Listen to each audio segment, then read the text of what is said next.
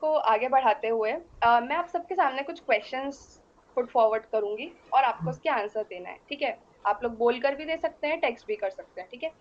तो क्वेश्चंस ये हैं, मैं भी टेक्स्ट भी कर दूंगी, पर अभी आप सुन लीजिए पहले कि आपको एक तो ये बताना है कि आपकी जो डिस्ट्रिक्ट है उसकी नेबरिंग डिस्ट्रिक्ट कौन सी है। आपकी डिस्ट्रिक्ट को कौन सी डिस्ट्रिक्ट टच करती है, बाउंड्री, वो बताना है।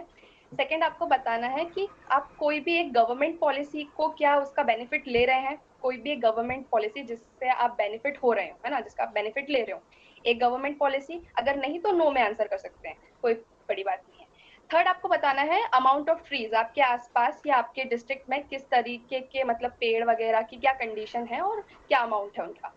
फोर्थ, आपको बताना है अपने एरिया की फेमस डिश या फिर मॉन्यूमेंट, इन दोनों में से कोई एक, या तो डिश बताइए या मॉन्यूमेंट बताइए। एंड फिफ्थ, आपको अपने एरिया के डीएम का नाम बताना है, डीएम डिस्ट्रिक्ट मजिस्ट्रेट का नाम बताना है और उनकी एक क्वालिटी बतानी है, ठीक है? तो मुझे पूरा विश्वास है कि आप लोगों को याद नहीं हुआ होगा, मैं टेक्स्ट करके भेज देती हूँ, तब तक आप लोग वो कर सकते हैं, सोच सकते हैं इस बारे में।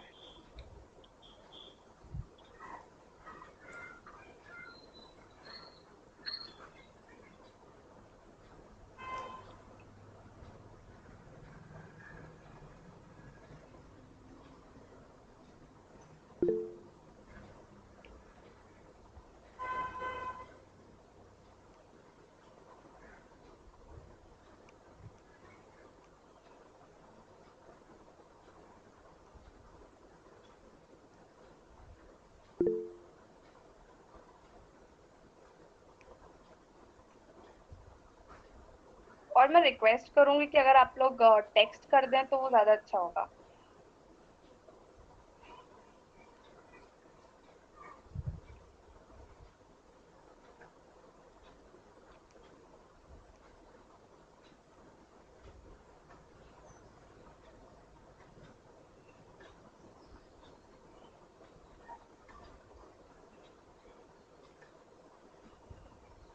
तो मैं क्वेश्चंस मतलब ऐसी शॉर्ट शॉर्ट फॉर्म में फटाफट फटाफट टेक्स्ट कर चुकी हूँ। आप पढ़ के और टेक्स्ट कर सकते हैं, जिसको बोलने का मन है, बड़े दिनों से किसी से बात नहीं की हो, तो वो सामने आके बोल भी सकता है।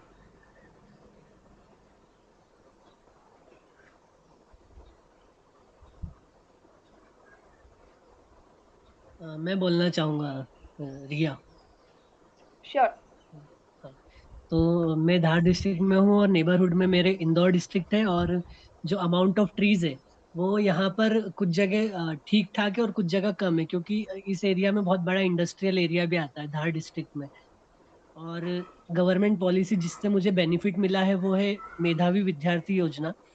और फिर फेमस डिश, तो मैं मालवा रीजन में हूँ और यहाँ की फेमस डिश है दाल बाटी। और मॉन्यूमेंट का नाम मुझे याद नहीं आ रहा, और डीएम है आलोक कुमार सिंह। और उनकी एक क्वालिटी मैं ये कह सकता हूँ कि इस वक्त में उन्होंने हर चीज़ को मैनेज किया हुआ है, जैसे दुकानदार अपना काम भी चला पा रहे हैं और रिस्ट्रिक्शंस भी लागू हो रहे हैं यहाँ पे। Thank you. Thank you so much Yash ji. मैं भी बोलना चाहूँगा। बिल्कुल बिल्कुल, बोलिए। मेरे मतलब नेबर डिस्ट्रिक्ट है वो जबलपुर, सिवनी, छिंदवाड़ा और दमोह है। हमारे इधर ट्रीज की कंडीशन ज़्यादा अच्छी नहीं है। नर्मदा नदी के आसपास ही सतपुड़ा जंगल में मिलते हैं ट्री। बाकी हमारे इधर का एरिया खेती किसानी वाला ज़्यादा है, तो इधर ट्री ज़्यादा नहीं मिलते, खेत में ही जितने मिल जाए। और हमारे इधर की फेमस डिश है गुटेगांव की आलू बंडा, की दाम के। और हमारे इधर के कलेक्टर का नाम है मिस्टर दीपक सक्सेना, वो अपनी ईमानदारी के लिए बहुत फेमस है। Thank you. Very nice. Very. Rupesh, एक बार आप बता पाएंगे आप कहाँ से थे? मैं स्किप कर गई। मैं गुटेगांव नरसिंहपुर से हूँ। नरसिंहपुर से, ओके। Thank you Rupesh. और कोई बोलना चाह रहा हो या फिर टेक्स्ट कर रहे हैं तो मैं वेट कर ही रही हूँ। फटाफट कीजिए ताकि हम जल्दी से जल्दी अपने मेन टॉपिक की तरफ बढ़ सकें।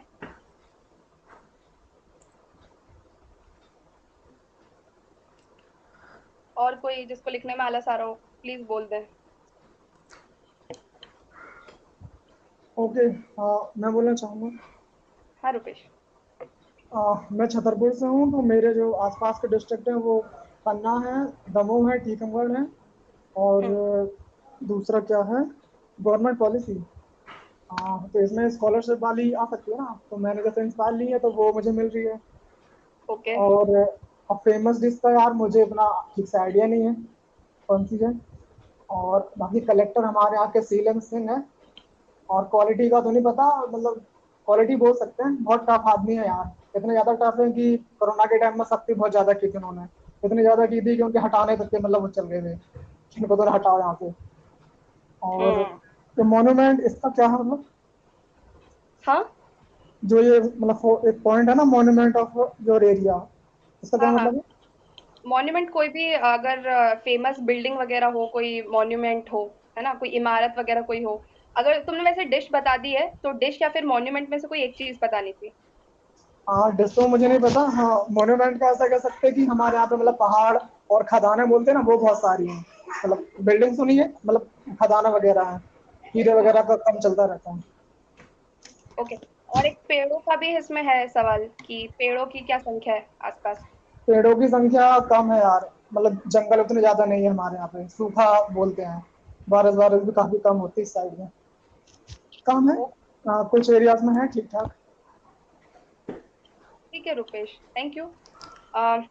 कोई और हाँ, आगे मैं आना बताना चाहे। चाहूँगा। या हाँ राहुल। प्रिया, मैं बोलूं? ओके प्रिया, प्लीज पल्लवी बोलिए। No, you can continue.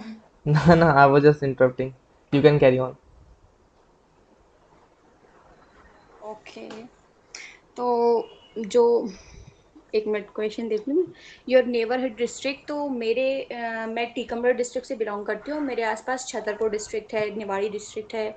और पेड़ पौधों की जो अमाउंट ऑफ ट्रीज हैं, तो मैं बुंदेलखंड से बेसिकली बिलोंग करती हूँ। तो बुंदेलखंड ऑलरेडी एक ड्रॉट प्रोन एरिया है, तो पेड़ों की अमाउंट इतनी ज़्यादा तो नहीं है यहाँ पे। और one government policy, so that is मेधावी विद्यार्थी योजना। हम्म। और फिर उसके बाद फेमस डिश, तो हमारे डिस्ट्रिक्ट में एक छोटा सा विलेज है। तो हम लोग ना जब भी मतलब कहीं भी जाते हैं तो वो विलेज बीच से पड़ता है, उसका नाम है ज्योरा। तो वहाँ की गुजिया बहुत ज़्यादा फेमस है, ज्योरा की गुजिया। अच्छा। वहाँ खोए की गुजिया बनती है वहाँ पे, बहुत ज़्यादा टेस्टी रहती है, तो वो बहुत ज़्यादा फेमस है। और मॉन्यूमेंट में तो मतलब मेरी डिस्ट्रिक्ट में तो अलग हो गया अभी, निवाड़ी जब डिस्ट्रिक्ट अलग हुआ था तो अभी ओरछा जो जगह है वो अभी वर्ल्ड हेरिटेज में शामिल हुई है। तो वहाँ पे बहुत सारे मॉन्यूमेंट्स वगैरह हैं। बहुत मतलब काफ़ी अच्छी टूरिस्ट प्लेस है, आप लोग को भी ज़रूर आना चाहिए घूमने, मैं तो बोलूँगी। और डीएम का जो नाम है वो है सुभाष कुमार द्विवेदी।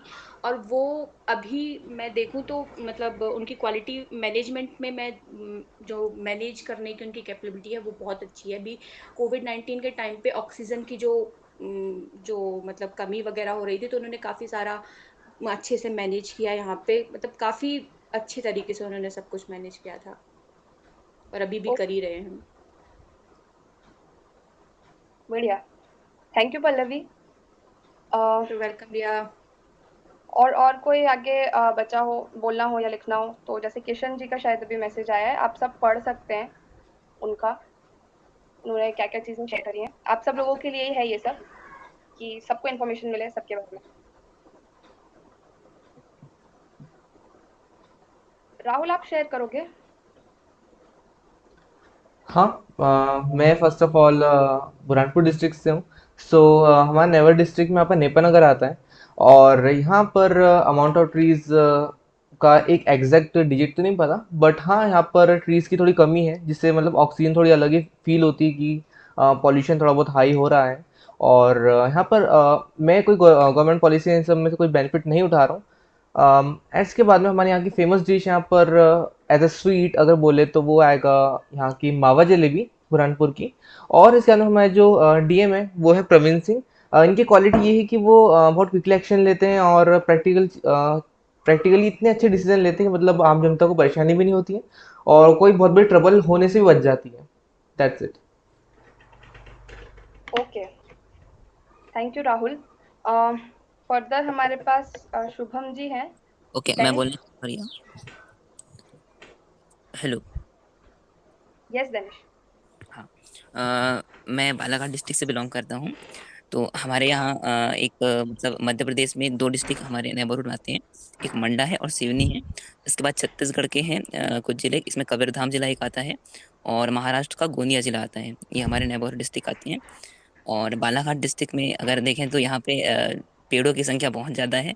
यहाँ पे मंडला ज़िले में और बालाघाट में मिलकर एक मतलब फेमस नेशनल पार्क है, कान्हा नेशनल पार्क है यहाँ पर। और मॉन्यूमेंट की बात करें यहाँ पे तो एक हमारे तहसील लांजी, वहाँ पर कलचुरी वंश का एक महल है वहाँ पर। और हम मलाजखंड है, मलाजखंड में खदान है तांबे की। और यहाँ पर भरवेली है, यहाँ पर मैंगनीज की खदान है। तो इस तरीके से यहाँ पर और मॉन्यूमेंट में ज़्यादा ऐसा नहीं है। और हमारे यहाँ के जो डीएम है वो है दीपक आर्य। और इन्होंने अभी कोविड के दौरान बहुत अच्छा काम किया है, जिससे हमारे यहाँ मृत्यु दर काफ़ी कम रही है। और हमारे यहाँ की जो फेमस डिश है वो है चावल है, और साथ में ये है कि जो भट्टे की सब्जी होती है वो है। सारे होलकर वाले हंस रहे होंगे। मैं बिल्कुल समझ पा रही हूँ। बढ़िया दैनिश, हाँ। काफी मजा आया सुन के। रशिका, आप शेयर करना चाहोगे क्वेश्चंस के आंसर?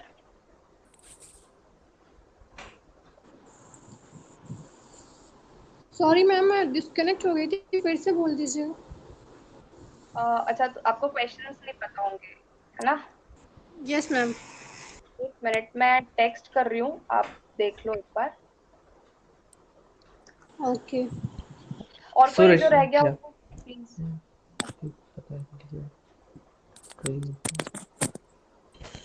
सो ऋषिका, आपको एक्चुअली क्वेश्चन थोड़े से ये हैं कि आपको अपने जो डिस्ट्रिक्ट है, आपको अपने डिस्ट्रिक्ट से जो नेबर डिस्ट्रिक्ट जो आते हैं, जो आपके आस पड़ोस के जो डिस्ट्रिक्ट आते हैं बाकी के, उनको आपको वो बताने हैं। और आपकी सिटी में जो कितने अमाउंट्स ऑफ ट्रीज हैं आपको वो बताने हैं। और आप कौन से गवर्नमेंट की पॉलिसी से आप बेनिफिट हो रहे हैं, आप कौन सी गवर्नमेंट की स्कीम वगैरह से आपको बेनिफिट मिल रहा है। और लास्ट के 2 क्वेश्चन ये है कि आपको अपनी जो डिस्ट्रिक्ट में एक जो फेमस डिश है, जो आपके लिए एक फेमस खाना है वहाँ का, और वहाँ का कोई फेमस मॉन्यूमेंट आपके एरिया का वो बताना है। और आपकी सिटी में जो डीएम है उनका नाम और उनकी क्वालिटीज़ आपको बतानी है। ओके, तो थोड़ी देर बाद दे इसका रिप्लाई। बिल्कुल बिल्कुल, आप टेक्स्ट भी कर सकते हो। Okay ma'am. आई थिंक सब हो गए। शुभम भैया बचे हुए हैं। शुभम जी अगर वो रिप्लाई करना चाहें तो, और अगर बोल के करना चाहें तो।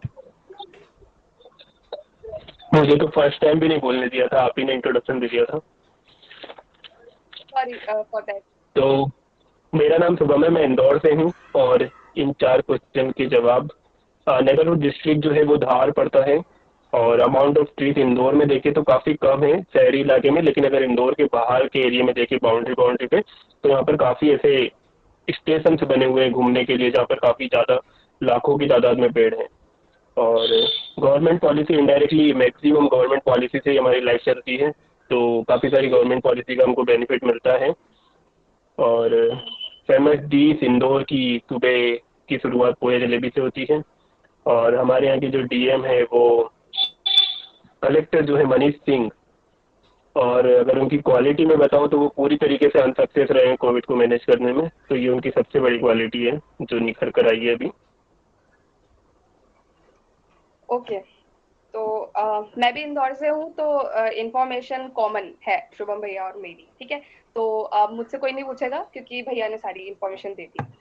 तो ठीक है, फर्दर आई थिंक अब सब शेयर कर चुके हैं। राशिका बची है तो वो टेक्स्ट करते हैं, ठीक है ना?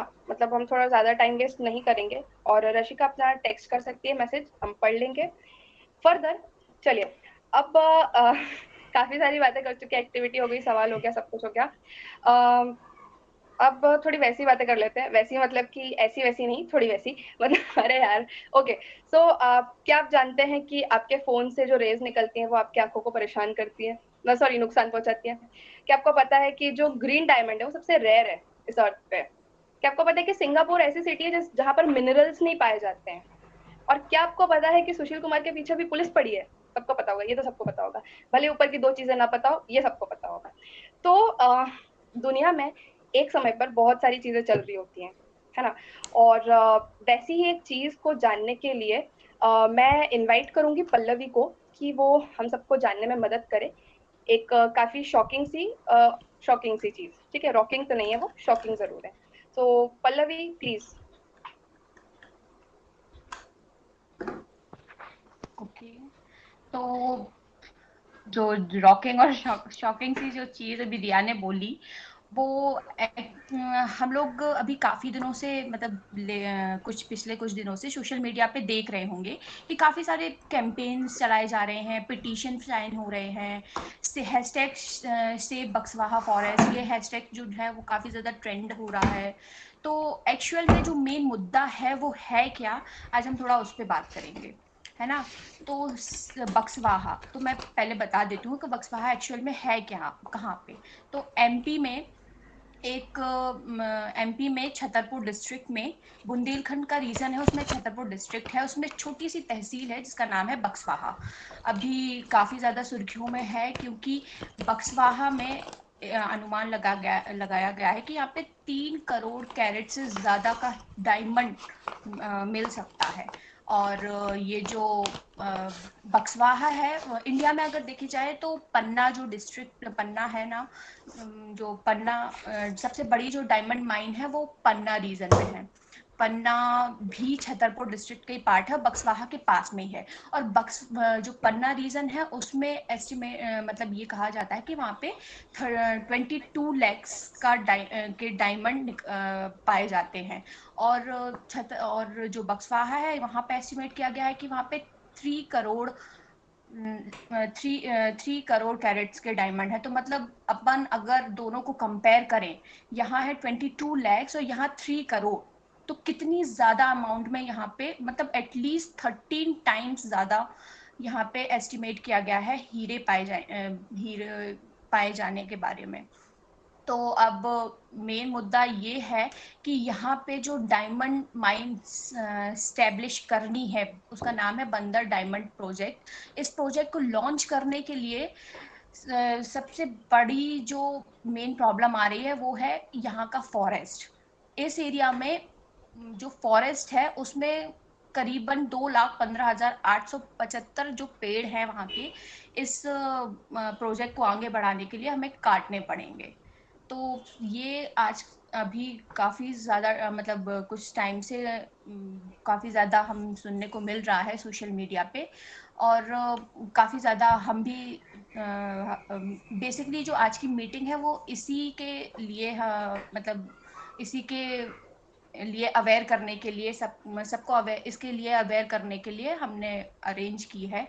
हम सभी, ये जो मुद्दा है वो सिर्फ ऐसा नहीं है कि सिर्फ एक ही व्यक्ति से जुड़ा हुआ है, ये हम सबसे जुड़ा है, हम पूरी अर्थ से रिलेटेड है, हम सभी से रिलेटेड है। तो हम सबको इसके बारे में अवेयर होना चाहिए। सो उसके लिए आज ये हम लोग ने सेशन ऑर्गेनाइज किया है। और मैं अगर थोड़ी इसकी हिस्ट्री में जाऊं तो ये जो बक्सवाहा का जो सर्वे है वो अभी से स्टार्ट नहीं किया गया है, कुछ 20 साल पुराना चला आ रहा है। 20 साल पहले रियो टिंटो नाम की एक ऑस्ट्रेलियन कंपनी थी जिसने एक सर्वे किया था यहाँ पे, और उन्हीं ने उसके सर्वे में पता चला था कि यहाँ पे इतने ज़्यादा अमाउंट में हीरे पाए जाएंगे।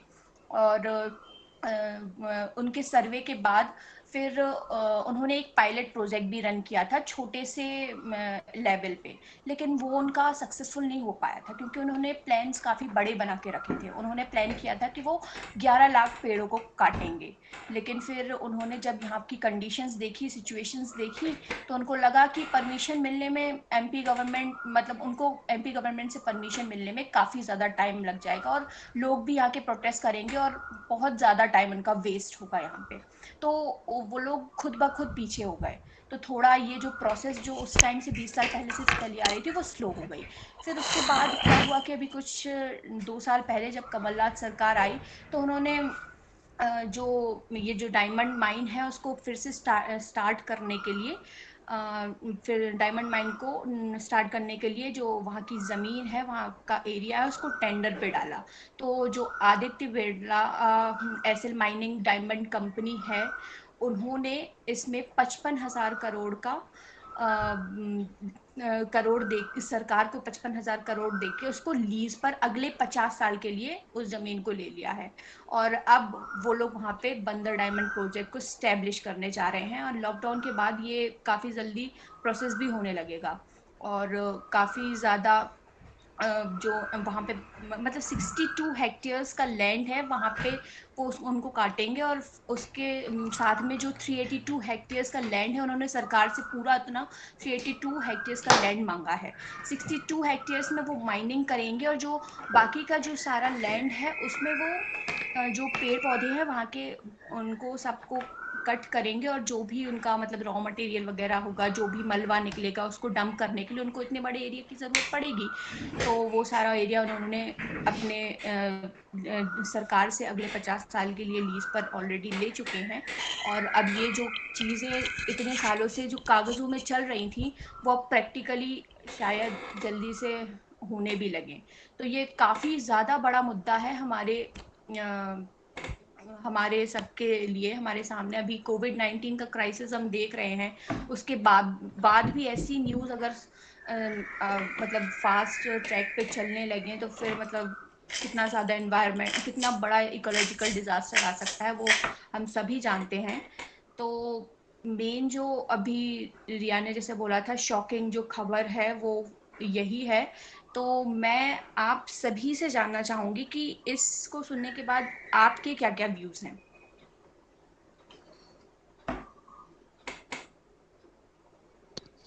Anyone can start. Hello ma'am, मेरा आपसे एक क्वेश्चन है। बिल्कुल रिया मैम से पूछिए। क्वेश्चन है। किसी से भी पूछ लो, एक ही बात है। मैम जी, आज का सेशन डिबेट के रूप में है कि एक ऐसी कॉमन मीटिंग बस है? जैसे आप ले जाना चाहें, सब आपके ऊपर है। आपको मतलब आपको सिर्फ ओपिनियन देना तो आप ओपिनियन दे सकते हैं, आपको इसको कट करना है तो आप कट भी कर सकते हैं, जिस तरीके से आप चाहें। मेरा ये था कि आप थोड़ा डिबेट रख दो, सबके मन की बात बाहर निकल के आती है उसमें। ठीक है, डिबेट रख बिल्कुल लेते डिबेट कर हैं। सकते हैं और मजा आएगा। अभी हो गया, जी। Let's have a debate on this please. कौन है फेवर में और कौन है अगेंस्ट में, आ जाइए। आई थिंक ऐसे मतलब, हाँ मतलब डिबेट है, ठीक है। तो ओके, हम इसमें कर सकते हैं। कौन कौन फेवर में है वो अपने फेवर में पॉइंट्स रख सकते हैं, जो जो इसके अगेंस्ट में कि नहीं हमें हीरे चाहिए, हीरे, तो वो उस तरफ चले जाए। तो मतलब आप लोगों को ही आगे आना पड़ेगा। लाइक जो फेवर में बोलना चाहते हैं वो भी स्टार्ट कर दें बोलना।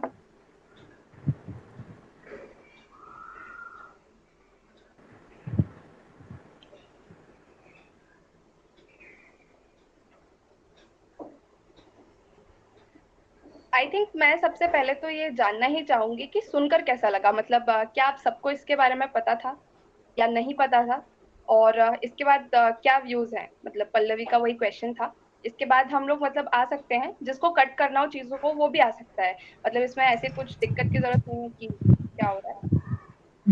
Hello hello ma'am. जी। मैम मैं ये कहना चाह रहा हूँ कि मैम ये जो जमीन सरकार ने इनको दे दी है 50 साल के लिए, तो मैम ये इनकी जो प्रोसेस है ये पूरी हो चुकी है, मतलब इनको वो दी जा चुकी है कि मतलब वो कुछ भी अब कर सकते हैं, मतलब उस जमीन पे जो माइनिंग करना हो उन्हें वो भी कर सकते हैं, मतलब कुछ भी कर सकते हैं, उसके लिए दी जा चुकी है कि जमीन। तो उन लोग ने पैसे लगाए हैं तो वो उसको कवर तो करेंगे, मतलब पैसे लगा दिए हैं तो कवर कर, वो उन्होंने माइनिंग के लिए लिए तो वो अब माइनिंग तो करेंगे और उतने पेड़ जो लगे हैं वो काटेंगे जरूर। तो मेरा ये कहना है कि अगर वो उतने पेड़ काट रहे हैं तो उनको उससे ज्यादा पेड़ कहीं और लगाना चाहिए। माइनिंग तो वो करेंगे ही क्योंकि उनने पैसे लगा दिए हैं उस चीज में, और वो उसको कवर भी करेंगे। तो उसके लिए अगर वो उतने पेड़ काट रहे हैं तो उन्हें एक चीज और करनी चाहिए कि जितने पेड़ वो काटेंगे उससे 10 गुना ज्यादा पेड़ उन्हें लगाना चाहिए, या डोनेट करना चाहिए लोगों को कि वो लोग लगाएं। हम्म। तो किशन, इस पे क्या कोई और इसको क्रॉस करना चाहेगा या जी कोई इसको जी जी, सपोर्ट करना मैं कहना चाहता हूँ कुछ। प्लीज। जी। जो जैसे पल्लवी ने बहुत सही जानकारी दी इस चीज़ के बारे में, और भी बहुत है इस पूरे मैटर में, और भी बहुत सारी चीज़ें हैं। तो जैसा किशन ने कहा कि 10 गुना पेड़ कहीं और लगा सकते हैं, और जो जो कंपनी माइनिंग करने वाली है उसने भी ऐसा प्रपोजल दिया है कि हम 4 करोड़ पेड़ दूसरी जगह पे लगाएंगे, है ना, उस जी डॉक्यूमेंट में लिखी हुई है ये चीज़। तो एक जंगल को बनने में कम से कम 20 से 30 साल मेरे हिसाब से लगते हैं। जी आज को अगर वो काट भी दे, और ऐसे किशन अगर हम देखें ना तो हमारी जो पृथ्वी है उसमें कई सारे मिनरल्स और ओर्स हैं उसके अंदर। तो अगर हम इस जी तरीके से जाएंगे तो एक दिन ऐसा आएगा कि हम पृथ्वी की हर जगह को खोद रहे होंगे कुछ ना कुछ निकालने के लिए। जी जी तो मुझे लगता है कि ये मैं इसके फेवर में तो बिल्कुल नहीं होना चाहता कि एक भी पेड़ कटना चाहिए, क्योंकि आज हम सबने देखा कि सबसे मुख्य जो हमारी परेशानी थी वो ऑक्सीजन को लेके थी, जबकि ऑक्सीजन अर्थ पे 21% पाई जाती है, जो हर इंसान के जी लिए है, मतलब काफी है। लेकिन इंसान ने अपने ही एक तरीके से खुद के पैर पे कुल्हाड़ी मारने का काम किया है। और अभी अगर इतने ज्यादा पेड़ कट रहे हैं तो जानते बूझते हुए ये करना बहुत बड़ी बेवकूफी होगी मेरे हिसाब जी। बट वो से। कंपनी और जिसने पैसे लगाए हैं वो अपना लॉस भी तो नहीं चाहेगी, या जी तो जी जी, फिर। बिल्कुल इस पॉइंट पे भी आता हूँ, इस पॉइंट पे भी आता जी हूँ, है ना। कंपनी ने लीज पर ले ली है वो जमीन, तो जी ये कॉन्ट्रैक्ट कैंसिल भी किया जा सकता है ना, क्योंकि हम देखते आ रहे हैं हमारी कंट्री में कॉन्स्टिट्यूशनल ढंग से हर चीज को अमेंड कर दिया जाता है, चाहे वो कोई सा जी कानून ही क्यों ना हो। तो अगर जी ये एक प्रपोजल, एक कॉन्ट्रैक्ट की बात है, तो इसको भी जी मॉडिफाई कर सकते हैं हम कॉन्स्टिट्यूशनल तरीके से। जी तो जी यही मैं कहना चाहता था। जी। कैंसिल हो जाएगा तो वो तो फिर बहुत अच्छी बात है, लेकिन अगर और नहीं अगर होता है तो उस फेवर में मैं अगर बताना कैंसिल चाह रहा नहीं भी करते, अगर कैंसिल हूँ। नहीं जी भी करते हैं ना किशन, तो जी कम से कम 15-20 साल का समय लेना चाहिए इस प्रोजेक्ट को स्टार्ट करने के लिए। क्योंकि अगर उनने बोल दिया कि वो 4 करोड़ पेड़ कहीं और लगाएंगे, तो जी लगाने के बाद उनमें कितने दिनों तक या कितने सालों तक उनकी देखभाल करेंगे ये नहीं लिखा है। वो जी लगा जी तो जी देंगे। जैसे हमारी गवर्नमेंट ने भी बहुत सारे पेड़ लगाए थे, कितने करोड़, 21 करोड़ शायद, तो अभी उसमें से जी कितने पेड़ हमने देखे हैं बड़े होते हुए, हम सब जानते हैं, है जी ना। जी जी तो इस तरीके से पहले 15-20 साल रुको, एक जंगल तुम खड़ा करो ताकि लोग देखे तो लोग भी जाए, फिर हाँ ठीक है चलो यहाँ पे खोदो। जी जी। मैं आपकी बात से बिल्कुल सहमत हूँ कि उनको ऐसा करना चाहिए। बिल्कुल। शुभम जी ने रेस किया है हैंड, शायद वो कुछ कहना चाहते हैं। हाँ, तो पल्लवी ने जो इन्फॉर्मेशन दिया है तो वो इन्फॉर्मेशन स्टेट लेवल पर है कि स्टेट ने इसको मंजूरी दे दी है और सेंटर के पास ये प्रपोजल गया है कि इसको सेंटर मंजूरी दे। तो सेंटर मंजूरी दे उससे पहले ये एनजीटी जो हमारे गवर्नमेंट में होता है, नेशनल ग्रीन ट्रिब्यूनल, वो इसको पूरे प्रपोजल को रीड करेगा। पर्यावरण विकास समिति पूरे प्रपोजल को देखेगी और उसके बाद पूरा सेंट्रल गवर्नमेंट इसको प्रपोजल को देखेगा। यहाँ पर टीम भेजी जाएगी और उसके बाद इस पर कोई एक्शन के लिए हाँ या ना कहा जाएगा। तो अभी ये कहना भी सही नहीं है कि आदित्य बिरला ग्रुप को ये मिल चुका है लीज पर। ये केवल स्टेट गवर्नमेंट की तरफ से गया है और ये जगह स्टेट गवर्नमेंट की नहीं है। तो स्टेट गवर्नमेंट के देने से वो आदित्य बिरला ग्रुप का नहीं हो जाता। ये केवल एक प्रपोजल है जिसको एक्सेप्ट कर लिया गया है स्टेट गवर्नमेंट की तरफ से, कि जैसे आदित्य बिरला ग्रुप ने कहा कि हमें 50 साल के लिए जमीन चाहिए, और स्टेट गवर्नमेंट ने कहा ठीक है हम तो हाँ कर देते लेकिन एक बार सेंटर से पूछ के जवाब देंगे कि वो क्या कहते हैं। तो ये कुछ इस तरीके का केस है। सेकेंड, जो किशन ने क्वेश्चन पूछा और यश ने जो आंसर किया, कि किशन ने क्वेश्चन पूछा कि अगर कहीं और पेड़ लगा दे तो चलेगा, और यश ने आंसर दिया कि पहले पेड़ लगा दे और उसके बाद बोले कि हमने लगा दिया तो हमको जंगल काटने दे, या इस तरीके से कुछ। तो केवल वहाँ पर पेड़ नहीं है, वहाँ पर जंतुओं की प्रजातियां है बहुत सारी, और अगर आप जंगल काटोगे तो वो जंतुओं की प्रजातियों को उतने समय कहाँ रखोगे, और क्या उनके लिए नया वातावरण को एडॉप्ट कर पाना इतना आसान होगा कि इतने सारे जंतुओं को नए वातावरण में ले जाना और उसी तरीके से उनको वापस रखना। तो वहाँ पर जो लोग रह रहे हैं उनकी कितनी सारी चीज़ें उनसे जुड़ी हुई है जंगलों से, उनका रोजगार वहाँ से जुड़ा हुआ है, उनका खाना पीना वहाँ से जुड़ा हुआ है। तो कितनी सारी चीज़ें एक साथ वहाँ पर ख़त्म हो जाएगी। तो थोड़ा सा उस डायरेक्शन में हमको सोचना होगा। हाँ बिल्कुल, मैं शुभम आपके पॉइंट से एग्री कर रहा हूँ। जो जानवर वहाँ पे हैं उनके लिए क्या होगा, ये चीज तो बिल्कुल सही बात बोली आप।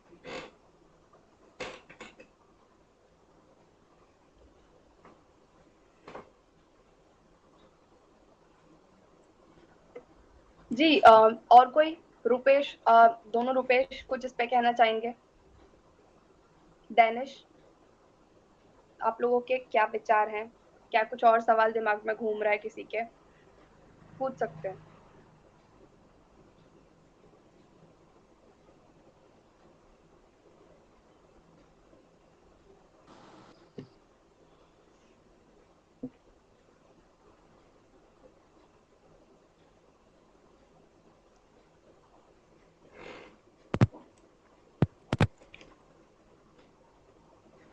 वेल जब फॉरेस्ट वगैरह सब कट जाएंगे, सो इससे एक नेगेटिव इम्पैक्ट तो अकेले का ये होगा कि ऑक्सीजन लेवल काफ़ी हद तक कम होगा, पॉल्यूशन लेवल काफ़ी हद तक रेज हो सकता है।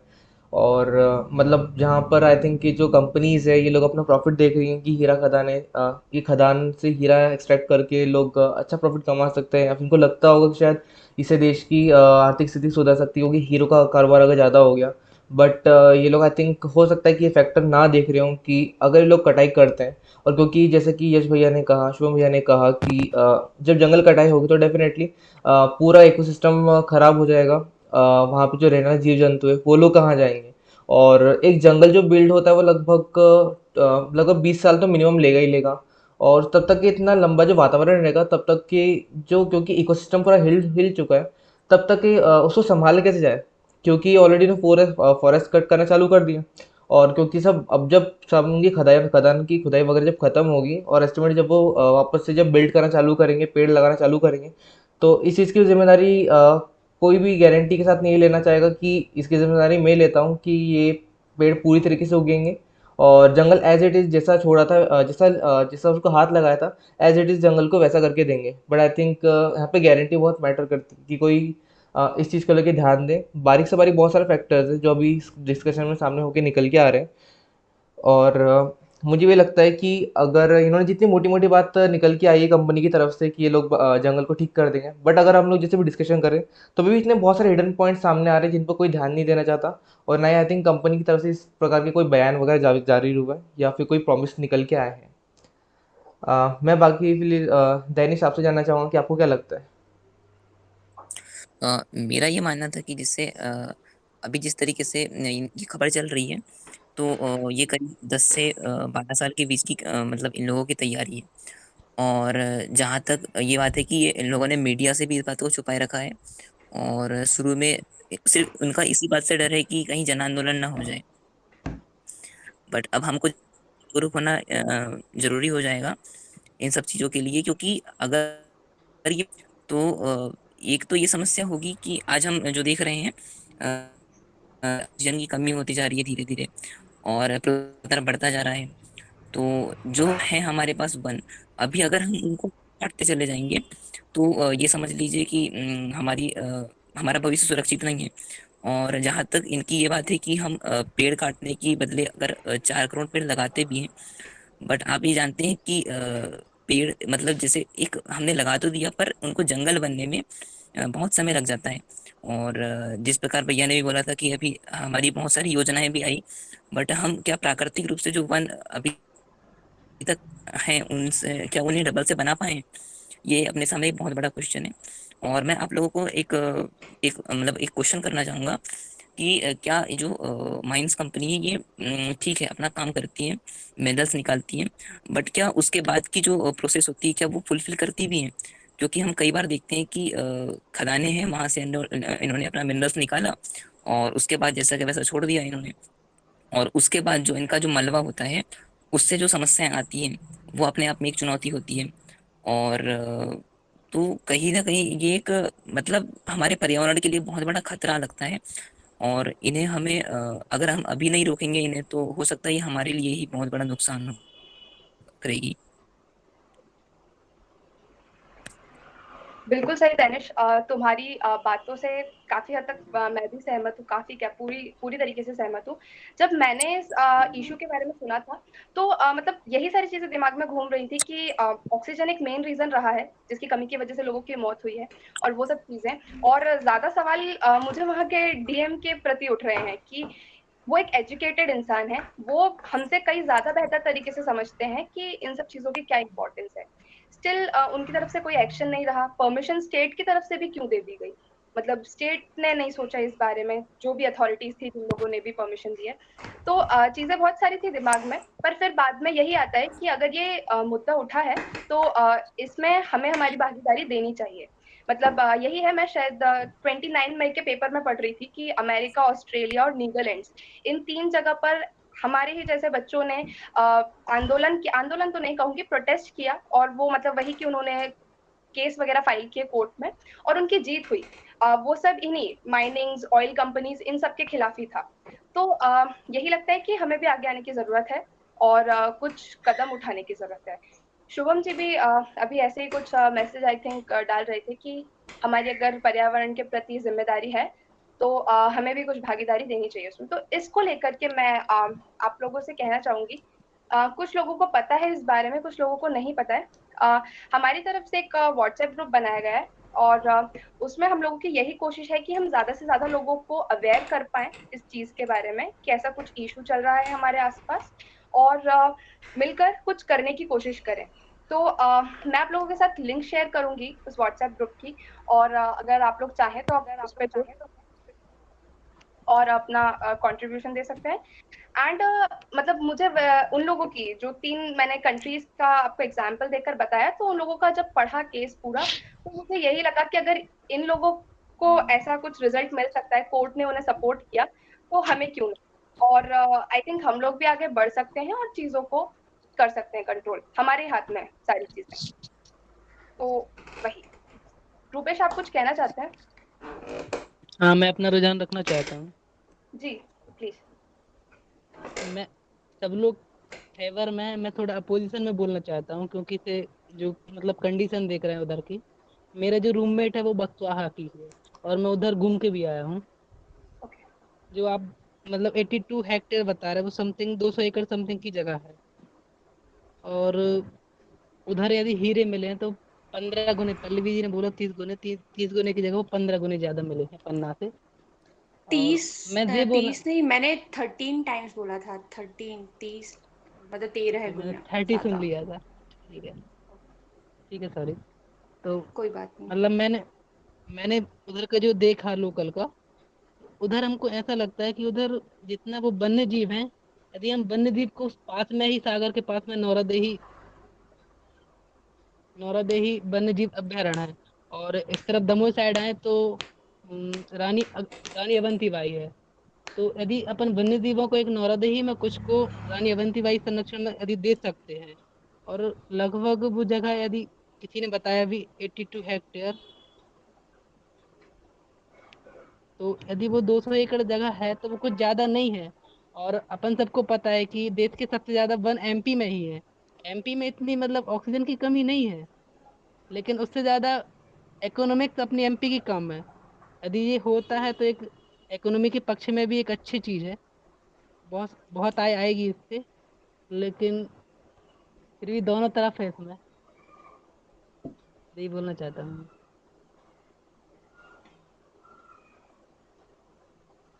यस शुभम जी आप इस पे बोल सकते हैं। तो रुपेश जी ने बड़ा अच्छा प्रश्न रखा कि 2 दूसरे अभ्यारण्य हैं जहाँ पर जानवरों को रखा जा सकता है। तो ये बिल्कुल रुपेश जी ऐसा ही है कि कोई आपके घर पर आकर कहेगा कि आपके घर के नीचे कुछ हमें मिला है और हम आपको किसी किराए के घर पर रख रहे हैं, तो आपका क्या रिएक्शन होगा उस समय? तो जो लगाव उस जगह से है, उस जीव जंतुओं को हम उस तरीके से देख रहे हैं कि जैसे हम उन पर राज कर सकते हैं, जबकि बराबर का हक है। अगर वो बोल नहीं सक रहे, इसका मतलब ये नहीं है कि हम उन्हें कहीं पर भी किसी भी जगह शिफ्ट कर सकते हैं उनकी जगहों को, और वो भी बिल्कुल हमारे जैसे ही है। तो देखिए आप, मेन चीज मेरी ये है कि उधर के लोगों में रोजगार बहुत कम है। आप उधर देख के आना, मतलब लोकल में, मतलब उधर की जमीन में भी इतना दम नहीं है जितनी हमारे इधर की है। यदि गेहूं भी बोएंगे तो 5-7 एकड़ बस निकलेगा, इससे ज्यादा नहीं निकलेगा बोरे पर। ऐसे बोलिए तो। मैं इसमें एक और पॉइंट ये ऐड करना चाहूँगा कि जो अमेजन नदी है हमारे विश्व की, जो अमेजन नदी जो सबसे बड़ी नदी कही जाती है, तो वहाँ पर भी कुछ ऐसा ही था कि गोल्ड माइनिंग होने वाली थी और गोल्ड की बहुत बड़ी खदानें निकली थी। आप उसके बारे में पढ़ सकते हैं। तो वहाँ के लोगों का भी यही रिएक्शन था कि हमको सोने की खदानें मिलेगी। तो हमारे यहाँ पे जो छोटे छोटे गांव है जो बिल्कुल भी विकसित नहीं है, जो देश में गिने भी, जो दुनिया में जिनको बहुत कमजोर माना जाता है, ऐसे ऐसे शहर है वहाँ पर भी। तो जब ऐसी कोई बात चल रही थी तो उस पर साइंटिफिकली एक रिसर्च किया गया कि अगर हम गोल्ड माइनिंग यहाँ पर करते हैं और इन्हीं इन्वायरमेंट, इसी जगह को पूरा डेवलप करते हैं, तो दोनों में क्या डिफरेंस है। तो जब वहाँ पर गोल्ड माइनिंग की जगह उसी जगह को डेवलप करके लोगों को रोजगार दिया गया, जिसमें से मछली उत्पादन सबसे बड़ा रोजगार वहाँ का निकल कर आया। और आज जितने भी हमारे यहाँ पर जो फिश पोर्ट होते हैं और उसके अंदर जो रंग बिरंगी मछलियाँ होती है, वो मछलियाँ मैक्सिमम वहीं से आती हैं और वो एक सबसे बड़ा उत्पादन बन गया। तो जो इन्वायरमेंट है उसी का एक नया पर्सपेक्टिव ये हो सकता है कि इन्वायरमेंट को, सॉरी, जो जंगल है, फॉरेस्ट है, उन्हीं को हम उतना अच्छे से डेवलप कर सकते हैं कि वो भी एक रोजगार का साधन बन सकता है। जैसे आप कह रहे हैं कि 5 साल बहुत कम गेहूं वहाँ पर होता है, तो वहाँ पर गेहूं यही क्यों वहाँ पर पॉसिबल हो सकता है, वहाँ के लोगों को उससे जिस प्रकार से रोजगार मिल सकता है। और रोजगार मिले ना मिले फिर भी ऑक्सीजन तो वहाँ के लोगों को पर्याप्त मिलेगी सही ना। तो एक दूसरा पर्सपेक्टिव सोचा जा सकता है कि इन्वायरमेंट को बिना खत्म किए भी इन्वायरमेंट से भी इनकम का सोर्स निकाला जा सकता है। देखिए उधर मैंने जो पता किया है, उधर तेंदुपत्ते ज्यादा पाए जाते हैं, तो तेंदुपत्ते से इतना रोजगार नहीं मिल पाता उधर के लोगों को।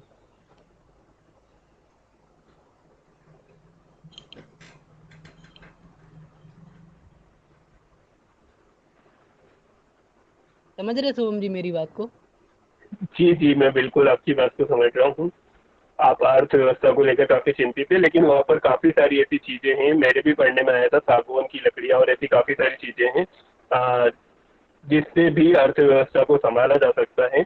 और अर्थव्यवस्था को संभालने का कहीं भी मतलब ये नहीं होता है कि पर्यावरण को नुकसान देकर अर्थव्यवस्था को संभाला जाए। तो वहाँ के रोजगार के लिए दूसरे कोई उपाय हो सकते हैं, या अगर इन्वायरमेंट को वो साइंटिफिकली डेवलप नहीं कर पा रहे हैं तो, क्योंकि अमेजन का अगर आप रिसर्च पढ़ेंगे तो उसमें आपको ये पता चलेगा कि वो कितना साइंटिफिकली तरीके से उसको डेवलप किया गया है और वहाँ के लोगों को बहुत ज़्यादा रोजगार मिला है। और वो उतना रोजगार है कि वो गोल्ड माइनिंग से उनको नहीं मिल पाता, इतना उनको रोजगार मिला है। तो तो ऐसा ऐसा नहीं कर सकते कि जो अन्य जंगल है, जैसे अभी बताया एक अपने इधर कान्हा किसली से है, तो वो चीज अपन कान्हा किसली में कर देना उतनी डेवलप नहीं कर सकते क्या? जैसे हम रुपेश 200 मेरा एकड़ ही ले रहे हैं। अब बोलिए जी। जी रुपेश, मेरा एक सवाल था कि अमेरिका एक अच्छी इकोनॉमिक कंट्री है, मानते हो आप? बिल्कुल। तो हमने देखा कि उसकी अर्थव्यवस्था शायद दुनिया की सबसे बेहतरीन अर्थव्यवस्थाओं में से एक है। उसके बिल्कुल। बावजूद वहां पे कुछ समय के लिए ऐसी स्थिति हो गई थी कि वो संभाल नहीं पा रहे थे। कुछ गलत तो नहीं कह रहा हूँ मैं? बताएंगे कौन सी स्थिति हुई थी? आपने नहीं देखा था पिछले साल जब कोरोना के क्राइसिस हुए थे तो अमेरिका में कितना हाहाकार मचा था कुछ हाँ दिनों हाँ के लिए। हाँ हाँ। तो अगर हमारी अर्थव्यवस्था अच्छी है, लेकिन जब प्रकृति हम हमारे ऊपर आती है ना, तो हम प्रकृति से नहीं वो कर सकते। देखिए मैं है ना? आपकी बात को समझ रहा हूँ। मैं आपका पॉइंट भी समझ रहा हूँ, आप क्या कहना चाह रहे हैं। हाँ है ना? हाँ आप ये कह रहे हो कि इकोनॉमिकली बढ़ावा दे सकते हैं, लेकिन हाँ। इकोनॉमिकली और भी चीजों पर सोचा जा सकता कि मैंने है। देखा है कि जो मतलब उधर यदि डायमंड की खदान है और उसके मतलब कंपैरिजन में यदि जंगल को रखा जाए तो जंगल उधर का कम पड़ रहा है, क्योंकि 200 एकड़ जगह है, अपन 200 एकड़ का जंगल कहीं और डेवलप कर सकते हैं। दो हाँ सौ तो एकड़ का नहीं है जंगल भाई, डेवलप। 400 के आसपास है। ठीक है, और वो 400 भी कोई ज्यादा, 400 वो जगह भी ज्यादा है ज्यादा नहीं भैया। है। अरे मैं वहीं रहता हूँ, हमारे यहाँ पे जंगल वैसे ही बहुत कम है पता है। और यहाँ पर जो मतलब इसका जो बवाल चल रहा है ना, उसके पीछे का रीजन ये है कि वो जो पेड़ है ना, वो सीधे मतलब सीधे सिंपल नहीं है, ठीक है। वहाँ पे मतलब कि काफी सारे औषधि वाले पेड़ भी हैं, जिससे मतलब लोगों की मतलब क्या बोलना चाहिए, उनका बिजनेस चलता है। वो वहाँ की लकड़ियाँ ले जाते हैं, लकड़ियाँ काफी क्वालिटी वाली हैं, ठीक है। तो लोगों का बिजनेस ऑलरेडी चल रहा है, मतलब रोजगार है लोगों के पास। अगर पेड़ कट जाएंगे तो वो रोजगार चला जाएगा, ठीक है। और नहीं लोगों को ऐसा रोजगार नहीं मिलेगा है, कि नहीं? ऐसा नहीं है। रोजगार यदि डायमंड की खदान होगी ना तो रोजगार उनको डबल मिलेगा। आप गवर्नमेंट की सिंगरौली में खदान थोड़ी जाइए। है यार, ऑस्ट्रेलिया की मैं कंपनी है रियो। रियो क्या नाम है इसका? कौन? तो प्रॉफिट तो उनको ही जाएगा ना यार। नहीं ऐसा नहीं है। आप हम आपकी बात को मान रहे हैं, लेकिन यदि आप कंपैरिजन में रखो ना, एक एक डायमंड की खदान से यदि जितना प्रॉफिट होगा उतना नेचुरल से नहीं होने वाला। यदि नेचुरल का आप मान रहे हैं, प्रकृति को मान रहे हैं, जैसे सिंगरौली है, यदि उधर मतलब खदान हो चुकी है, उसको एक करके उधर जंगल शिफ्ट कर दो ना। रुपेश, जी। जंगल शिफ्ट नहीं मतलब होते। जैसे कि मतलब हम सब वही जानते हैं कि जहाँ पैसा और प्रॉफिट दिखता है वहां चीजें बर्बाद होती नजर आती हैं कई बार। और माइनिंग न केवल जंगलों को काटेगी बल्कि वो हेल्थ इश्यूज के लिए भी बुरी ही है। माइनिंग किसी भी सिर्फ पैसा कमाना ही उसका एक सोर्स है मुझे लगता है, और बाकी कोई एडवांटेज नहीं है उसका। ठीक है, एम्प्लॉयमेंट जनरेट करता है, ठीक है, पर जान है तो जहान है, हम बचेंगे ही नहीं तो क्या खाएंगे? एम्प्लॉयमेंट का किसको दोगे फिर जब बचने नहीं वाला? और मुझे ये लगता है कि अगर ये कट गए, बक्सवाहा का जंगल ही अगर कट गया, तो ये एक बिगिनिंग स्टेप होगा, और फिर बाकी जंगलों को भी काटने से लोग हिचकिचाएंगे नहीं। और फिर वही आएगी कि हमारे सर्वाइवल पर बात आएगी। तो यदि आपने मतलब आपने बोला, सुनिए रिया जी, आपने यदि बोला कि मतलब खदान केवल यदि आय का ही साधन है, मैं हिंदी ज्यादा समझता हूँ, इंग्लिश कम समझता हूँ। तो यदि आप देखें तो फिर यदि सिंगरौली खदान, छत्तीसगढ़ की जो खदान है, बंद कर दिया तो फिर कोयला निकलेगा ही नहीं ना। वो खदाना है भाई, वहाँ पे पेड़ नहीं है, ठीक है, वो सूखा कैसी एरिया बात रहता कर है, रहे हैं वहाँ आप? पे तुम कुछ छत्तीसगढ़ नहीं आप कर घूम के सकते। आए, आप छत्तीसगढ़ घूम के आना, जहाँ पर वो माइनिंग चल रही है ना कोयले की, उधर घूम के आना, पेड़ों उधर भी की वो मेरे जंगल यहाँ है। पर भी है भाई। मेरा मेरा बस वो कहने पहाड़ी का इलाका रहता है, सूखा रहता है, वहाँ पे मेरा तुम बस जो कहने मर्जी वो का कर सकते हो। मेरा बस इतना ही कहने का था कि हेल्थ इश्यूज, हमारे स्वास्थ्य संबंधी भी काफी सारी चीजें हानिकारक होंगी अगर माइन वहां पे आती है तो, जंगलों को कट। तो सरकार बस मेरा इतना ही मैं कहना था। इसमें कुछ ऐड करना चाहूंगा। हाँ दैट। मैं आपको बता दूं कि हमारे बालाघाट जिले में मलाजखड़ में तांबे की खदान है, और मैंने आपको शुरू में बताया था कि भरवेली में हमारे यहाँ मैंगनीज की खदान है। मैं आपको एक चीज़ बताना चाहता हूँ इसमें कि जितनी जगह इन लोगों ने यूज करी है इस खदान के लिए, तो उस जगह की जो खेती जो पहले कर रहे थे वो लोग, वहाँ के किसान बहुत परेशान हैं। वहाँ पर इतना सूखा पड़ रहा है अभी कि वो फसल नहीं ले पा रहे हैं। जो मानसून के समय की फसल होती है, इधर धान की जो फसल होती है, सामान्य इलाकों की अपेक्षा वहाँ उतनी नहीं ले पा रहे हैं वो किसान। और दूसरी चीज़, जहाँ तक बोला जा रहा है कि रोजगार की बात की कही जा रही है, मैं इसमें आपको एक चीज़ बता दूं कि खदान में जो रोजगार दिया जाता है, वहाँ के आम नागरिकों को, यहाँ या वहाँ के जो पहले के लोग हैं, उनको उतना रोजगार नहीं दिया जाता। सिर्फ और सिर्फ मान लीजिए कि आप 20% रोजगार ही उनको दिया जाता है, बाकी बाहर के लोगों को रोजगार वहाँ पे मिलता है। तो वहाँ के आम नागरिकों को कोई फायदा इससे नहीं होता। उनकी जमीन जाती है, उनका परिवेश जाता है, उनका पूरा पर्यावरण चले जाता है। बाहर के लोग आते हैं, अपना पैसा निकालते हैं और निकल जाते हैं। और मैं आपको इसमें एक डेनिस और जी, चीज बता दूं। डेनिस जी, मेरा एक क्रॉस क्वेश्चन है इसमें। हाँ हाँ, उधर के लोग रोजगार क्यों नहीं ले पाते, हमको ये बताइए। मैं वही बताना चाह रहा हूँ। देखिए, शुरू में उनके पास जब माइंस कंपनी आई, तो उसमें ये बोला गया कि हम आपको रोजगार देंगे, ठीक है। उस समय खेती की जा रही थी। उसके बाद जब वहाँ पे माइंस आई, तो उसके कारण उनकी खेती चली गई, उनका रोजगार चले गया। अब वहाँ पे सिर्फ बहुत कम लोगों को रोजगार दिया जा रहा है। तो अब वे बाहर जाके काम करना पड़ रहा है उनको, तो उनकी खुद की जगह तो चली गई ना। अब उनको कहाँ रोजगार मिलेगा? अब वो बाहर जाके काम कर रहे हैं। मैं कुछ कहना चाहूँगा यहाँ पर। फर्स्ट ऑफ ऑल, हम लोग जिस प्रकार से हम लोग बातें कर रहे हैं कि हम लोग का जंगल को बचाते हैं, तो कितने ज़्यादा एडवांटेजेस है, और वहीं अगर हम लोग इकोनॉमिकली तो देखें तो इकोनॉमिकली हमको इस चीज़ से फ़ायदा भी हो रहा है, बट वहीं अगर हम नेचुरल चीज़ में देखें, कुछ नेचुरल वे के अंदर, तो यहाँ पे प्रकृति को भी नुकसान हो रहा है। और मेरा यहाँ पे आई थिंक यही ओपिनियन है कि अगर सरकार, फर्स्ट ऑफ ऑल ये चीज़ की, इस चीज़ की परवानगी या फिर परमिशन मिली कहाँ से, जैसे हमने डिस्कशन करा कि स्टेट गवर्नमेंट से मिली है, उनके ऑफिशियल से मिली है। और हम लोग ये भी जानते हैं कि हमसे कई गुना ज़्यादा वहाँ के बड़े बड़े ऑफिसर्स जानते हैं, क्योंकि वो हमसे ज़्यादा पढ़े लिखे हैं, जिसके बावजूद भी उन्होंने इस चीज़ के रिगार्डिंग उनको परमिशन दे दी, और ये काम वगैरह उनको चालू करवा दिया। अब यहाँ पर सरकार को इस चीज़ को भी समझना चाहिए, या फिर वो लोग, क्योंकि वह पावर है, पैसा भी अच्छा खासा है, तो वो लोग इस चीज़ के रिगार्डिंग देख सकते हैं कि ज़रूरी नहीं कि वो लोग सिर्फ प्रकृति में से ही अच्छे खनिज तत्व लेकर इकोनॉमिकली स्ट्रांग बन सकते हैं और पैसा कमा सकते हैं, मतलब देश को खड़ा कर सकते हैं। बट उल्टा ज़रूरी नहीं कि वो एक ही स्रोत हो सकता है, बल्कि बहुत सारे स्रोत हैं जिससे कि देश इकोनॉमिकली बहुत बड़ा हो सकता है। अगर सरकार फोकस करती है कि अगर वो टूरिज्म में पूरा फोकस करती है, तो डेफिनेटली टूरिज्म की वजह से डेफिनेटली बहुत सारा इकोनॉमिकली हम लोग स्ट्रांग होंगे। हम लोग अच्छी तरीके से जानते हैं, अगर मैं एग्जांपल ले लें, सिर्फ दुबई का ले लें, एक एग्जांपल ले लें, मैं कंपेयर नहीं कर रहा हूँ।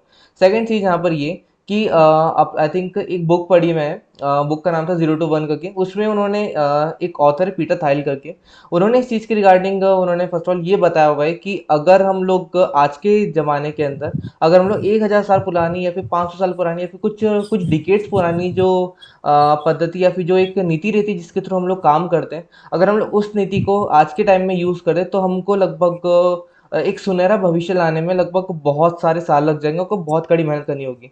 अगर हमको एक अच्छी तरीके से हमको आगे बढ़ना है, हमको अच्छा बड़ा बनना है, या फिर हमको अपने आसपास के परिवेश जो भी चीज़ें उनको हमको अच्छा करना होगा, तो उसके लिए हमारी आज के समय में ये जिम्मेदारी कि हम लोग आज की जो नई नई पद्धति है, आज की जो हमारे पास जो मॉडर्न सॉल्यूशंस हैं, और या खासतौर पर बात करें जैसे टेक्नोलॉजी आ गई, तो हमारे पास में बहुत सारे 10 नए रास्ते खुल गए ज्ञान के। तो हम लोग उसके थ्रू जो है बहुत सारी इनकम के सोर्सेज खड़े कर सकते हैं। सरकार अगर थोड़ी सी भी रिसर्च लगा दे, थोड़ा सा भी अगर वो कुछ अच्छे ऑफिसर्स को अगर हायर कर लें और उनके थ्रू थोड़ी बहुत रिसर्च टीम वगैरह बनवा कर ये रिसर्च करवा लें कि हम कैसे और अच्छी तरीके से भारत को डेवलप कर सकते हैं, इकोनॉमिकली भी अगर देखा जाए तो डेफिनेटली ये जंगल वगैरह की कटाई छटाई का वो लोग डिपेंड रहेंगे नहीं, और बिल्कुल भी इकोनॉमिकल भी स्ट्रांग होगा, जंगल का जंगल भी बचेगा यहाँ पर। बस सरकार को इस चीज़ की समझने की देर होनी चाहिए कि वो लोग ये जंगल ही आखिरी एक माध्यम नहीं है पैसा कमाने का या फिर इकोनॉमिकली स्ट्रांग होने का, बट ऐसे बहुत सारे रास्ते हैं इकोनॉमिकल स्ट्रांग होने के, बस उनको तरीके ढूंढने आना चाहिए और उनको इस चीज़ को भी समझ में आना चाहिए कि तरीके होते हैं ऐसे, बस ढूंढना जरूरी है।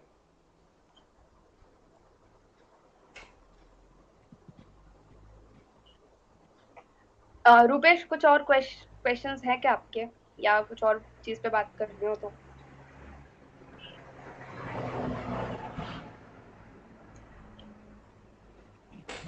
नहीं रही अभी। ओके, तो मुझे लगता है कि आपका शायद थोड़ा सा पर्सपेक्टिव, मतलब थोड़ा आप उस तरफ सोच रहे होंगे, इकोनॉमी को शिफ्ट करके थोड़ा सा फॉरेस्ट की तरफ। नहीं तो आप अपने ओपिनियन के साथ बिल्कुल कायम रह सकते हैं, कोई दिक्कत नहीं है उसके लिए, है नहीं, ना? मैं अपने ओपिनियन के साथ कायम हूँ। बिल्कुल, कोई दिक्कत नहीं है।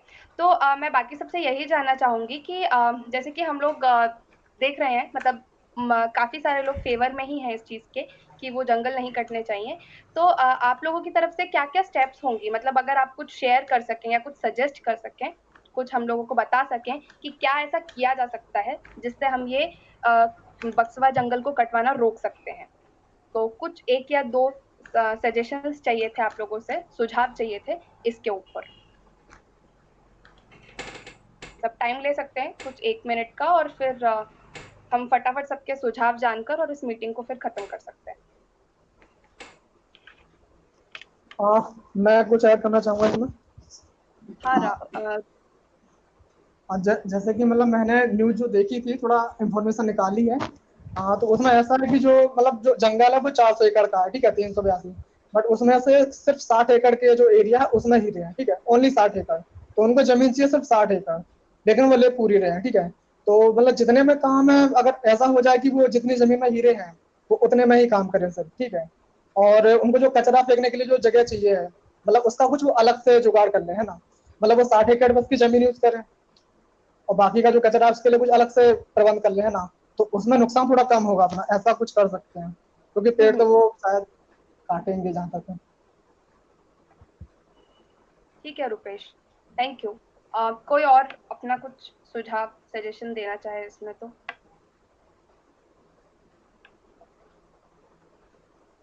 मुझे रूपेश का सजेशन बहुत अच्छा लगा। इसमें क्या कर सकते हैं कि जो मलबा निकल रहा है उसको, जैसे उधर ही कुछ मतलब खाई टाइप की जगह है, उसमें से ज्यादातर मिट्टी ही निकलेगी, उस मिट्टी को यदि उधर शिफ्ट कर दें,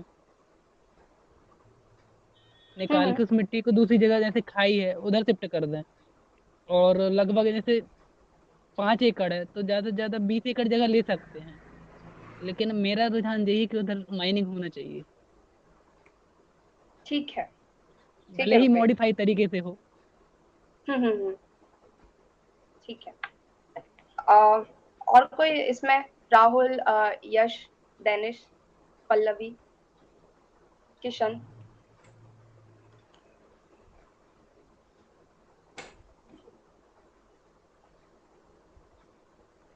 पहले तो हमें इस बारे में थोड़ा सा सोचना चाहिए कि हम कैसे लोगों को पता चले इस बारे में, क्योंकि अभी बहुत कम लोगों को पता है कि ऐसे कोई जंगल है जो कटने वाला है। तो लोगों तक ये चीज़ हम स्प्रेड करें, फेसबुक, इंस्टाग्राम के थ्रू, व्हाट्सएप के थ्रू, अगर किसी से मिले तो उससे इस बारे में चर्चा करें, ताकि ये मुद्दा जग जाहिर हो जाए। फिर उसके बाद में अगर हम कोई भी स्टेप लेंगे इस चीज़ को रोकने के लिए, तो वो एक छोटा स्टेप नहीं होगा, वो कंबाइंड स्टेप होगा जो सभी के साथ में होगा। शायद और भी बहुत लोग होंगे जो पर्यावरण के बारे में सोचते होंगे, लेकिन उन्हें इस चीज़ की जानकारी नहीं होगी। तो पूरे भारत की मैं बात कर रहा हूँ, सिर्फ मध्य प्रदेश की नहीं। तो ऐसे हम प्रमोट कर सकते हैं इस चीज़ को, मतलब प्रमोट नहीं, अवेयर कर सकते हैं लोगों को इस चीज़ के बारे में सोशल मीडिया के बिल्कुल थ्रू। बिल्कुल, बढ़िया। और बाकी एक चीज़ और रिया, एक चीज़ और, हाँ, अपने इंस्टाग्राम पे एक एक बंदा है, अर्थ बोरी नाम से उसका अकाउंट है। वो ओके, दिल्ली का है, वो दिल्ली का है। तो उसने ही ये चीज चालू की थी, जो बुक्सवाहा का जंगल है ना, उन्होंने अच्छा, सबसे पहले इस मामले को पकड़ा था और उन्होंने इंस्टाग्राम पे इस चीज को स्प्रेड करना चालू किया था, और जो अभी ट्वीट हुए थे अभी पिछले हफ्ते, उसमें भी उन्होंने बहुत कंट्रीब्यूशन दिया था। तो मतलब उन्होंने इस चीज को चालू किया है, तो इस तरीके से हम ट्विटर वगैरह यहाँ पे इस चीज को लोगों तक पहुंचा सकते हैं। तो आई थिंक अब एक बड़ा स्टेप लिया जा सकता है। बिल्कुल। और एक बात और है, मैं चिपको आंदोलन के बिल्कुल समर्थन में हूँ, अगर ऐसी कोई नौबत आती है। बिल्कुल सही। रिया जी, मैं अपनी एक बात और रखना चाहता हूँ बिल्कुल रुपेश। कि जैसे हमारे इधर पहले डैम बन रहे थे, तो तब भी विरोध हो रहा था कि जंगल डूबेंगे, लोग बेघर होंगे, मतलब बहुत सी बातें चल रही थी। लेकिन फाइनली उनका पॉजिटिव रिजल्ट ही निकल के आया है। आप देखें तो जहां भी डैम बने हैं, जैसे जबलपुर में हमारे इधर बरगी डैम बना था, तो लोग बोल रहे थे इससे भूकंप आएगा, भूकंप एरिया बना, लेकिन अभी तक उतना नुकसान नहीं हुआ है। लेकिन उसका फायदा देखिए, पूरा नरसिंहपुर, जबलपुर, छूनी, छिंदवाड़ा, इतनी जगह की यदि जमीन किसी कारण है तो वो बरगी डैम के ही कारण है। हमारे इधर को मध्य प्रदेश का पंजाब बोला जाता है हमारे एरिया को, केवल वो बरगी डैम की ही देन है। मतलब उसका पॉजिटिव हो सकता है, अभी अपन उसका केवल नेगेटिव देख रहे हैं। जी है मेरा। नहीं, वो पॉजिटिव तो हो सकता है ऋषभ, वो रुपेश, क्या नाम है, रुपेश, वो पॉजिटिव हो सकता है, लेकिन वातावरण के लिए वो बिल्कुल पॉजिटिव नहीं होगा। हाँ, मतलब यही है कि पृथ्वी पर जो भी चीज़ें चलती हैं, माइनिंग होती है या जो भी कुछ हम इंडस्ट्रीज़ बना रहे हैं, जो भी कुछ कर रहे हैं, तो हर चीज़ को मतलब सहन करने की एक अपनी लिमिट होती है। अर्थ भी तब तक ही सहन करेगी जब तक हो पा रहा है। और जैसे रुपेश, ही एक चीज और कहना चाहूंगा, रिया, सॉरी टू इंटरप्ट। नहीं, इट्स ओके। रुपेश, एक चीज और कि इसमें ये जो बक्सवाहा का जंगल कट रहा है, इससे इकोनॉमिकली हम स्ट्रांग हो सकते हैं, पॉसिबिलिटी है।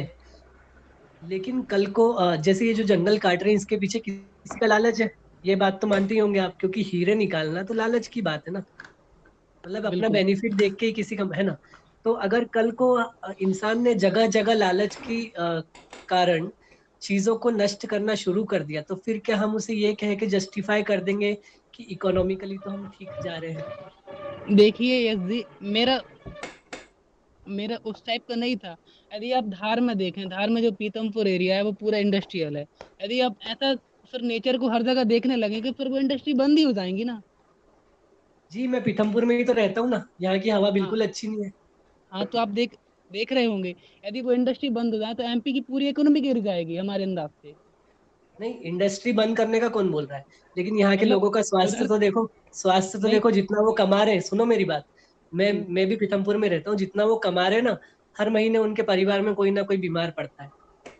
मेरे परिवार में अभी सबके सब 12 लोग हैं, ऑलमोस्ट 10 लोग बीमार पड़े हैं पूरे टाइम, पिछले एक साल में, क्या मतलब पड़ते ही रहते हैं किसी ना किसी चीज को लेके। हाँ, तो तो ऐसा वही हम है ना, चाहे तो मतलब एक कॉम्प्रोमाइज कर सकते समन्वय हैं। करना पड़ेगा अपन को। ऐसा नहीं है कि मतलब उसको पूरा नेग्लेक्ट कर दें, ऐसा नहीं है। समन्वय लेकर चलना पड़ेगा कि भाई हीरे भी निकाले जा सकते हैं, और उसका जो एनवायरमेंट है उसको कायम भी रखा जा सकता है। हाँ ऐसा नहीं है बिल्कुल, कि आप एक बीच का रास्ता निकाला जा हाँ सकता है कि इस तरीके से माइनिंग की जाए कि पेड़ों हाँ को शायद नुकसान ना पहुंचे, जमीन के कुछ गहराई में दूसरे एरिया में से सुरंग बना के, इस टाइप से अगर कोई प्रोसीजर अगर सोच पाए साइंटिस्ट, हाँ तो हाँ उसके ऊपर काम किया जा सकता है। मैं ये नहीं कह रहा हाँ। कि आप गलत कह रहे हो, आपका पॉइंट भी सही है, लेकिन अगर उससे मैं कंपेयर करूं नेचर से, तो वो थोड़ा सा फिर उतना वो नहीं लग पा रहा।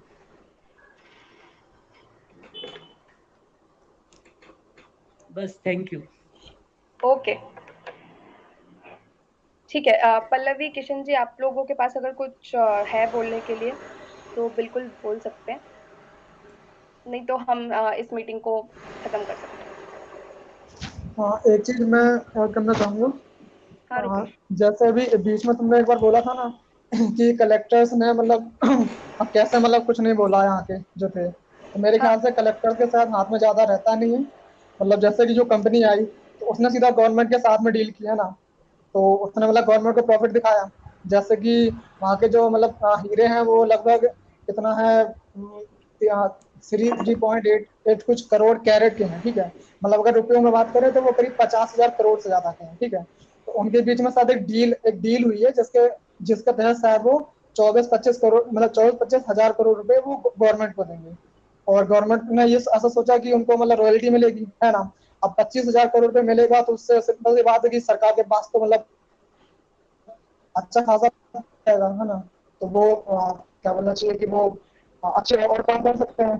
मतलब एमडी के विकास, उन्होंने ऐसा सोच करके क्या मतलब हाँ बोल दिया करके, तो उनके दिमाग में थोड़ा वो रहा, इसलिए उन लोगों ने परमिशन दी थी। ठीक है ओके, रुपेश।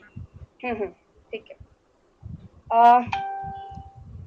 आई थिंक काफी कुछ जानने को मिला है, काफी सारी चीजें बात हुई हम सबके बीच में।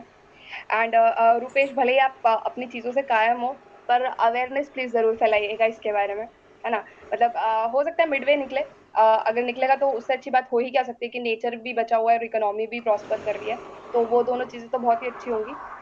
बट सब लोग अपने अपने लेवल पे अवेयरनेस जरूर फैलाएं।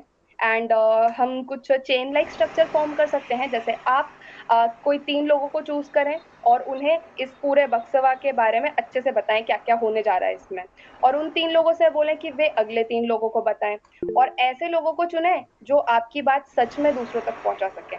तो इस तरीके से हम ज्यादा से ज्यादा लोगों तक पहुंच पाएंगे। और ये एक काफी ठीक ठाक तरीका लगता है मुझे अवेयरनेस फैलाने के लिए।